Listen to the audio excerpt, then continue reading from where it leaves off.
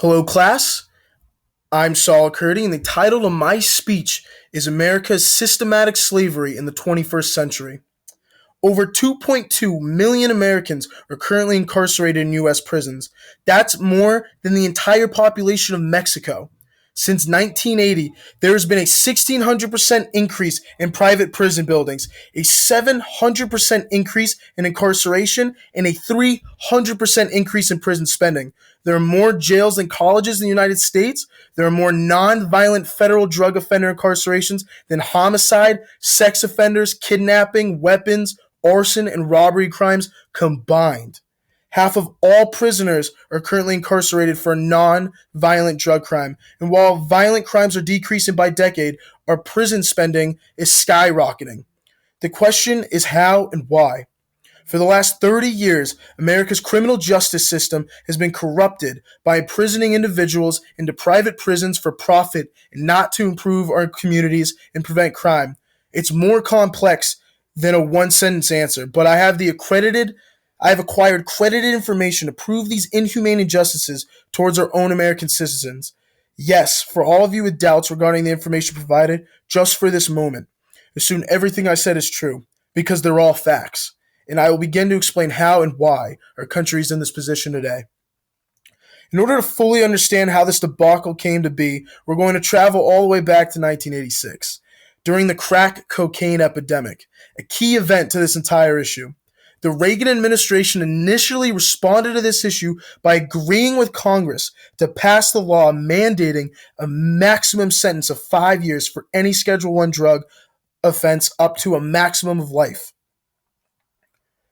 The epidemic did cause an influx of violent crime on the streets. This was the start of the war on drugs. It meant more policing, more jails, and tougher consequences. Regardless of a judge's decision, any non-violent drug crime, even a first offense, requires the individual to spend at least 5 years in prison. Congress made a mistake while constructing this law.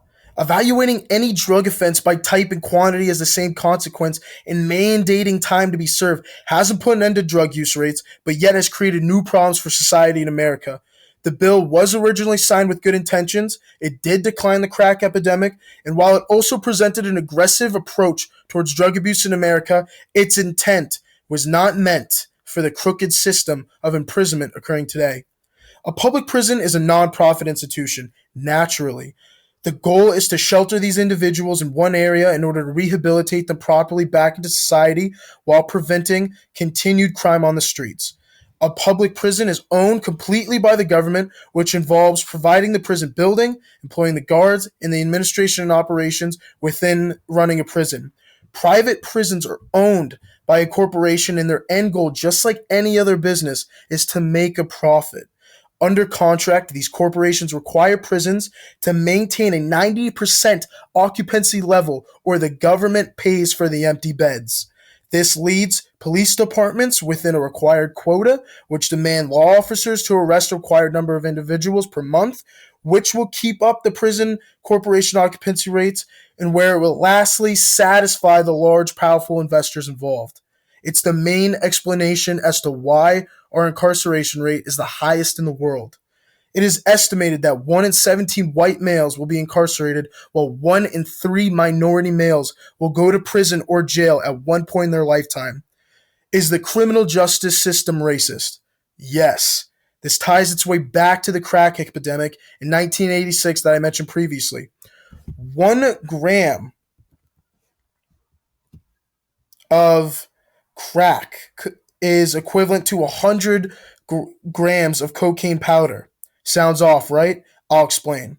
Crack was very prevalent in inner city areas. It was cheap, while powder was expensive.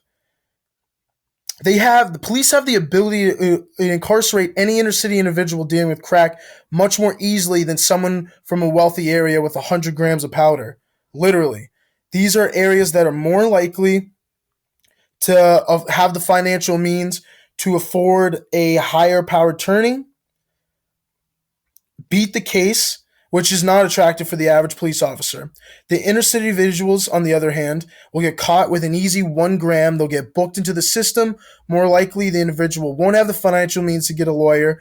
They'll get a public defender that won't dedicate the time to beat the case, and they'll end up pleading guilty on a bargain for a reduced sentence, and it's over. 97% of all drug offense cases end up in a plea deal. The true issue at hand are the lives affected due to this mass incarceration rate. The national average recidivism rate is 50%. American taxpayers spend $80 billion per year to rehabilitate and correct these individuals, and it only works half of the time, while the other half end up returning to prison. These people grow up in a poverty-stricken area with limited financial means. They make one bad decision to sell drugs due to the environment and limited opportunities presented to them. They're practically forced to plead guilty or risk a trial and receive the max sentence. They get thrown back into society with a tarnished reputation, a criminal background, experiencing the harshest luck, finding any job, and again, limited opportunities, lose patience, and return to the same street activity to earn a living, and they get caught and sent back to jail. And this happens 50% of the time. As we recognize the severity of this issue, there's certain things that we the people can do to end this modern day slavery. It starts with first supporting the Smarter Sentencing Act. Politicians have recently proposed to lawmakers to reduce the minimum sentence to 2 years instead of 5, 10-year sentences to 5 years, and 20 to 10 years. This means that all nonviolent drug offenders can be released or soon to be and go back to their families. A lot of people with loved ones in prison for nonviolent drug offense are advocating strongly towards petitioning Congress to reduce the mandatory sentences. It's already received immense support from the White House, so your contributions like signing the online petition will legitimately go a long way. It's proven that the American taxpayers will save $24 billion passing this new law. In 4 years for the next election, look closely at what the next presidential candidate would like to do to regulate private prisons. Disregard the two major parties, whether you're a red tie or a blue tie. Disregard mainstream media.